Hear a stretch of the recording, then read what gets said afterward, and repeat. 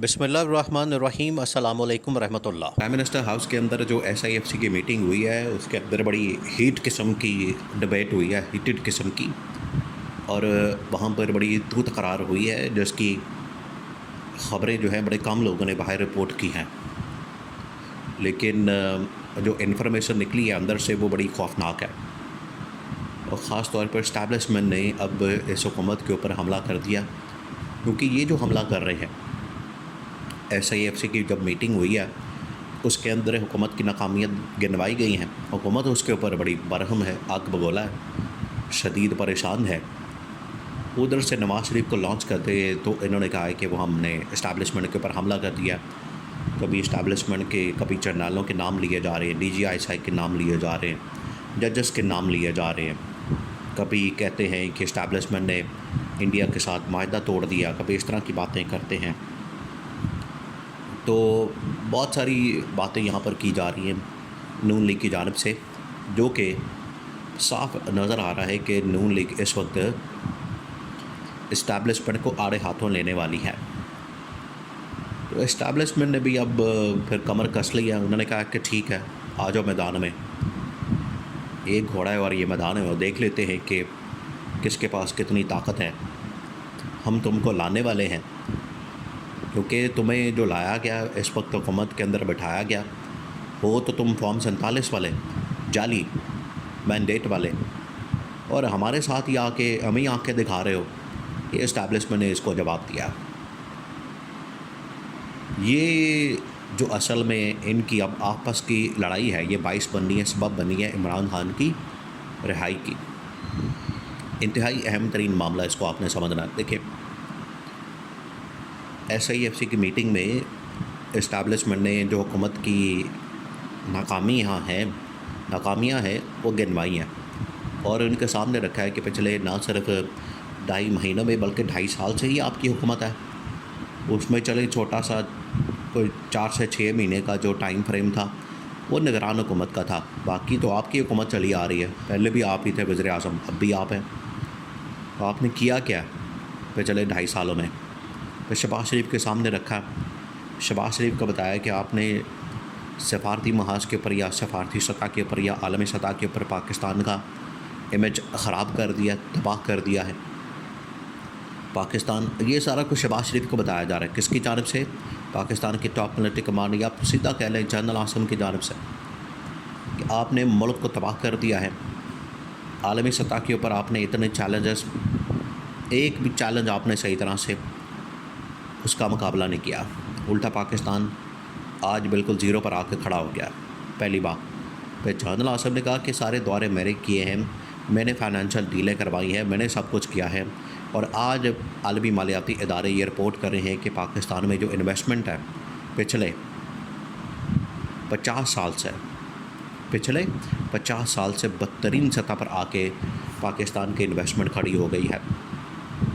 तो इसमें कसूर किसका है? इसमें कसूर ये शहबाज शरीफ का। फिर उन्होंने कहा है कि जो मौजूदा हुकूमत आई है इसको ये ज़िम्मेदारी दी गई थी कि आप आके पाकिस्तान में सियासी इस्तेहकाम लाएं, पाकिस्तान के अंदर पॉलिटिकल स्टेबिलिटी लाएं, क्योंकि सारे ममालिक ये डिमांड कर रहे हैं। अब सियासी स्टेबिलिटी की बजाय हुकूमत ने क्या किया? इन्होंने पकड़ दकड़ और घरों में जाके तोड़ फोड़, चादर और चार दीवारी को पामाल किया, और जिसकी वजह से सियासी इस्तेहकाम आने के बजाय मज़ीद जो अदम इस्तेहकाम था उसमें इजाफ़ा हो गया। ये उनके सामने रखा गया। फिर कहा गया कि आपने अपने सारे केसेस माफ़ करा लिए हैं, अपने मुकदमात ख़त्म करा लिए हैं, और आप क्या कर रहे हैं? सिर्फ़ अपने मुकदमात ख़त्म करा रहे हैं। अपने मुकदमात की आपको फ़िक्र है, अपने मुकदमात की आपको पड़ी है, और अपने मुकदमात आप ख़त्म करवाने के लिए कभी नैब लॉज लाते हैं, कभी कोई कानून लाते हैं, और वो तमाम के तमाम जो चैलेंज किए इमरान खान ने, आपके मुकदमात, आपके केसेस, आपकी कानून साजियाँ। लेकिन इमरान खान ने बड़ा ज़बरदस्त काम किया हुआ है। इमरान खान जेल से बैठ के भी ना सिर्फ पाकिस्तान की सियासत को कंट्रोल कर रहा है, बल्कि जो अदालती महाज के ऊपर भी जो इस वक्त टफ़ टाइम का सामना करना पड़ा है हुकूमत को, वो सारा का सारा इमरान खान की वजह से है।